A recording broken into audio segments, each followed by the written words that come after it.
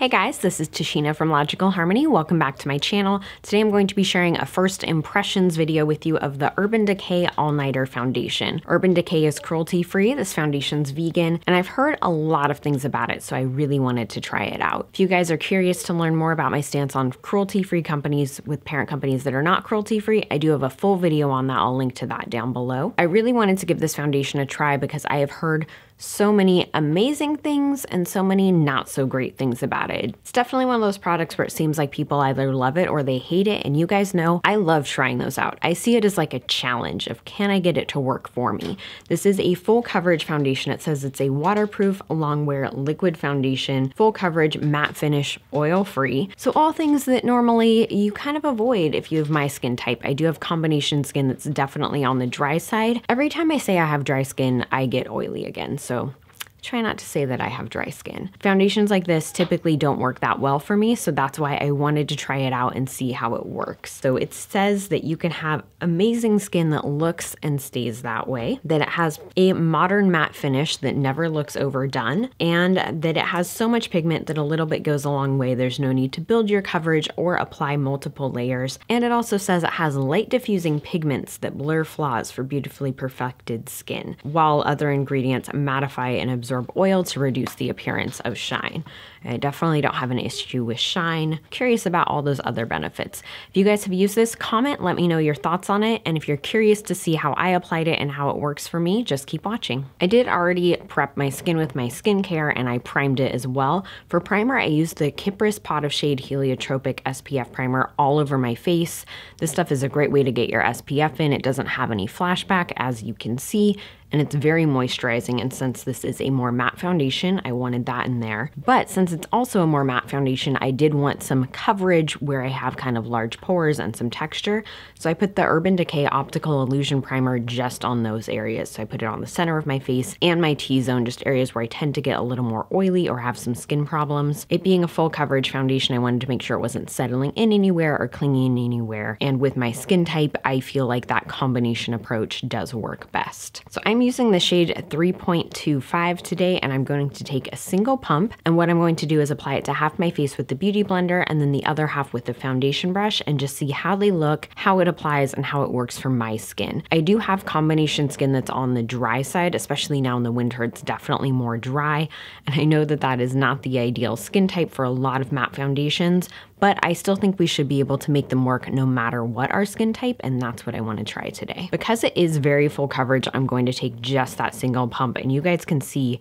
how thick this is. It's not dripping, it's not running, pretty much just staying put. I'm gonna go ahead and start with the Beauty Blender first, and I'm using the Beauty Blender Pro for this. This is like my preferred Beauty Blender because it doesn't stain ever. Just gonna dab a little bit onto there. And I don't know if you guys can see, but just that little amount, you can see how much I still have on my hand from that pump. That gave really good coverage. It covered my skin pretty well. I'd say this is medium full coverage just with that little bit of amount. It does say you don't need to do multiple layers and that you probably shouldn't, but I'm gonna put a little extra just right here where I like to have a little more coverage. Okay, now I'm going to take the brush, and I'm going to be using the P55 foundation brush from Wet n Wild. I'm going to apply a little bit more of this, and this is still that same initial just one pump of foundation. And one thing that I really like about this foundation brush is its shape. It's kind of curved and slanted, and I find that that makes it really easy to get into all the areas of your face, especially if you have small features like I do. You can get underneath your cheekbones, under your eye, around your nose. It's just very, very easy to maneuver. So from far away, the coverage of the two sides looks the same. I do want to check close up and see if there's any sort of difference in the texture or the application. Sometimes with foundation brushes and full coverage foundations, they can leave like little brush marks, but I will say the foundation is already completely dried down. So I think for my skin, this is one that I would not set for that reason. But let's take a look close up. So it's pretty similar on both sides. I do feel like it is emphasizing my dryness, but that's to be expected with a full coverage foundation of any kind. I do feel like on the side with the brush, it's settling in differently. I don't think any side is better or worse, but they do look a little bit different, and that's just very interesting to me. yeah, they look very, very similar, just slight differences. I'm gonna go ahead and just buff out my whole face with the Beauty Blender because that's what I tend to like to do. I find that for my skin, Beauty Blenders work best overall compared to foundation brushes in general, not always. But I'm gonna go ahead and just tap this all over my face. I'm not gonna add any extra product since it has dried down and it is already sticking to dry patches a little bit. I don't wanna add to any of that. I don't wanna make it look cakey. So I'm just gonna pat this all over. And I do feel that the coverage of this is very good. It's definitely on the medium full side. I could see if you used more than one pump initially that you could have very full coverage if you need it. But I really love that it literally took just one pump and that was more than enough to cover my whole face. I'm very, very happy with the coverage. And even though it's matte, I do feel like you can still see my skin through it. It's not super flat, and that is a huge concern of mine with matte foundations. So I'm gonna go ahead and apply concealer, and I do think it's important to share this on camera because not all concealers work with all foundations. I'm sure you guys have found this in your routines, just sometimes they seem to be applying okay, and then once you start blending, it's like a big old mess. And for me, that tends to happen a lot with matte foundations because of my skin type. So I'm going to be using the Naked Skin from Urban Decay today. All shades of this are vegan. Urban Decay did just launch their all-nighter concealers and all of those are vegan as well. I don't have that one and this is what I have. And I'm using the shade Light today. And I don't know if this is actually darker than the foundation or not. I'm gonna go ahead and blend out this concealer using my Beauty Blender. I did find that choosing the color in the foundation was really difficult because there's so many shades and so many undertones available, but I think it's one that definitely if you can go to the store, you're gonna have better luck because you can actually swatch and try them out. And I have heard that the foundation oxidizes too. And just because I'm curious, I'm actually going to blend out this concealer with that foundation brush. I've used this for concealer many times. It worked really well. I'm just curious how that's gonna work. So the side with the Beauty Blender, it looks like it blended very nicely. Let's look at that up close and see how that blended. So the side where I used the brush actually looks better. I'm just gonna touch up those edges of it. So with the brush, I felt like you could kind of see where it ended, if that makes sense. So the Beauty Blender blended the two of them together better, but I feel like the brush was better for application because I feel like it just helped them meld in the areas where I needed it. I'm gonna add a little bit more concealer on the side where I used the Beauty Blender for that reason. And then I'm gonna use the brush to blend that out and then just blur those edges with the Beauty Blender. So the concealer is laying very well with the foundation. I will say you can tell that I have foundation on. Obviously it's full coverage, but it's not cakey. It's not bad.